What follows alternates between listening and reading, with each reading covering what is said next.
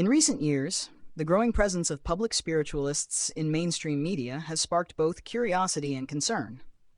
While increased visibility of spiritual discourse can, in theory, democratize access to wisdom, the manner in which many spiritual figures present themselves during interviews raises serious questions about authenticity, intention, and impact, particularly on students sincerely seeking spiritual growth.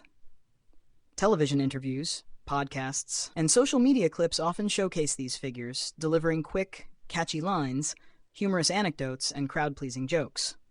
While humor is not inherently incompatible with spirituality, its overuse, especially when it overshadows depth, can dilute the seriousness of the subject. Spirituality, at its core, involves confronting the ego, cultivating humility, and engaging in disciplined inner work. When spiritual leaders appear overly concerned with entertainment value, it creates a contradiction between their message and their demeanor. For students of spirituality, this contradiction can be deeply confusing. Beginners, in particular, often rely on public figures as role models. When they see spiritualists basking in media attention, laughing frequently, and delivering rehearsed-sounding wisdom bites, they may begin to equate spiritual attainment with popularity and charisma, rather than inner transformation.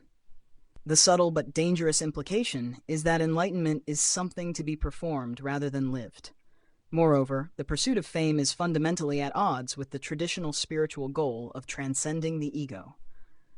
Many spiritual traditions emphasize detachment from identity, recognition, and external validation.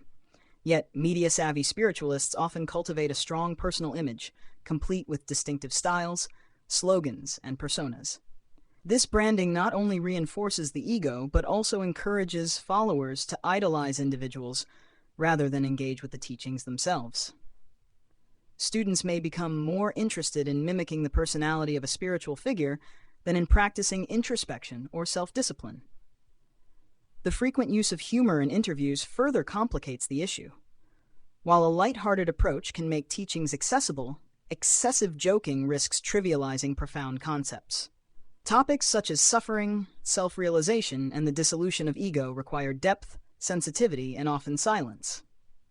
When these are reduced to punchlines or casual remarks, students may fail to grasp their significance.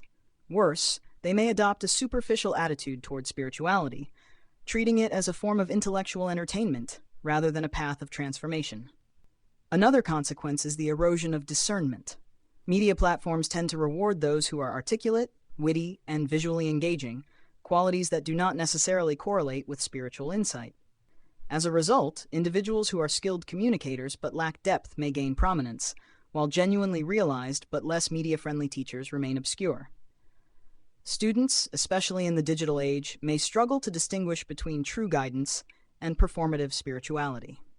In conclusion, while media exposure has the potential to spread spiritual ideas widely, the current trend of public spiritualists prioritizing visibility and entertainment poses significant risks.